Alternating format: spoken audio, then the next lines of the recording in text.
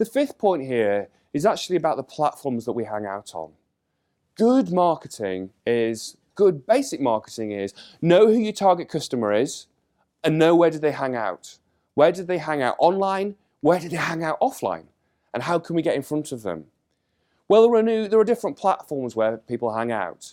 Let's take, for those of you who sell products, particularly business to consumer products, a platform where most people hang out, the first port of call for online shopping is Amazon, other than for groceries, is Amazon.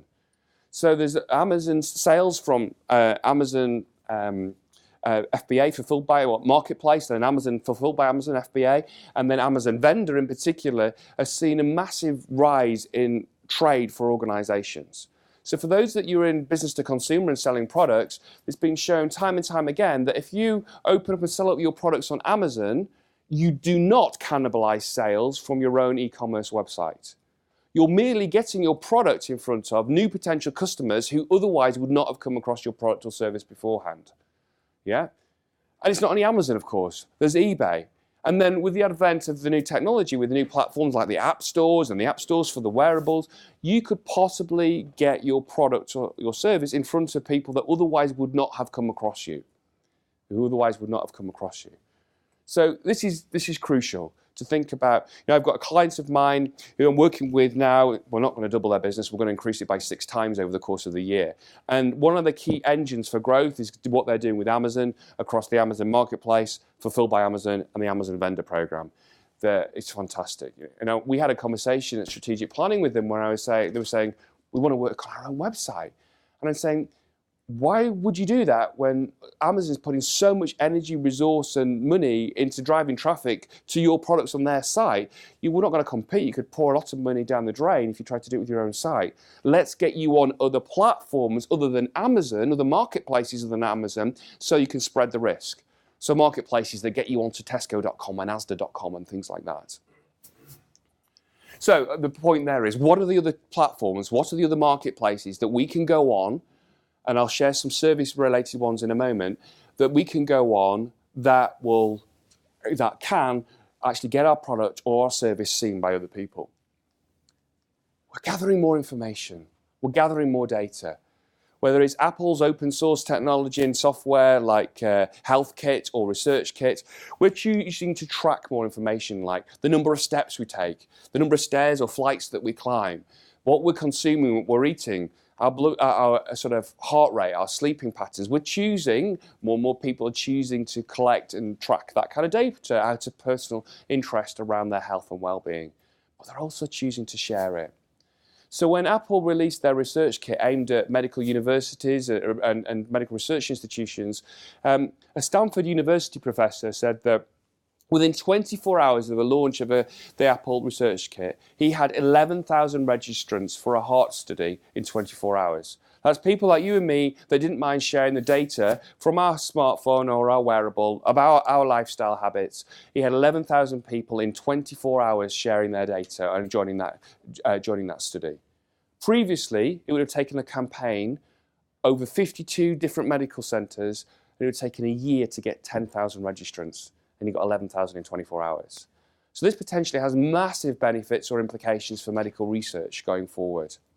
But with this gathering of data, we're seeing more and more gathering of data in our organisations. We've got a trend where actually it's a growing and evolving area around dashboards and people and in software houses pulling together and working on dashboards that sit on the front end. We see a trend of us gathering data within our organisations and our systems and move to the cloud in terms of cloud accounting software solutions, but there's still an evolving area and a massive lot of efforts going into some really clever stuff around dashboards and visualization of that data, because we have to be able to interpret. We couldn't be able to make sense of what that data means to us. But that brings another issue, and that issue is around data security and of privacy. Larger corporates, they always used to provide company phones and company tablets, and they could lock down the data on there.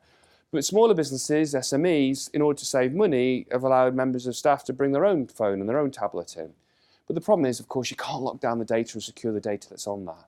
So there is a trend of more SMEs going out there and actually issuing company phones, company tablets, so they can control that. The other thing, though, and it's I was talking to a prospective client last week, and they are developing encryption software solutions that basically is tackling the cybercrime of the future.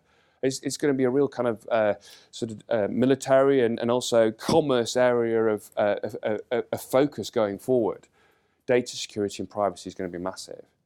The other thing we're going to be aware of, for example, though, is about how the Google and Facebook and other search engine algorithms feed data back to us. So if we're doing some research around a new potential solution or a new short list of suppliers for a new project in our business, the people in your team that go away and do that research online, the answers that they get back from Google will be in line with their previous surfing activity or viewing activity online. I'll give you an example.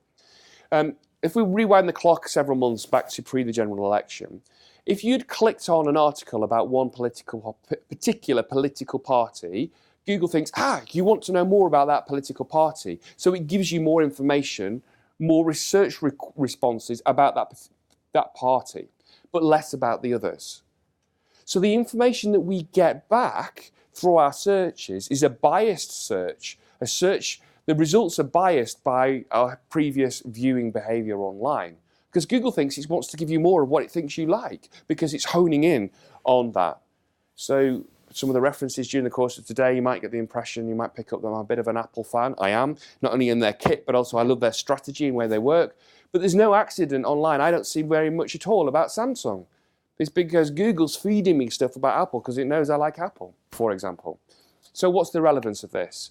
When we're setting up little research projects in our organizations, we need to make sure that we can do what we can to counter that inherent bias within the algorithms of the search engines.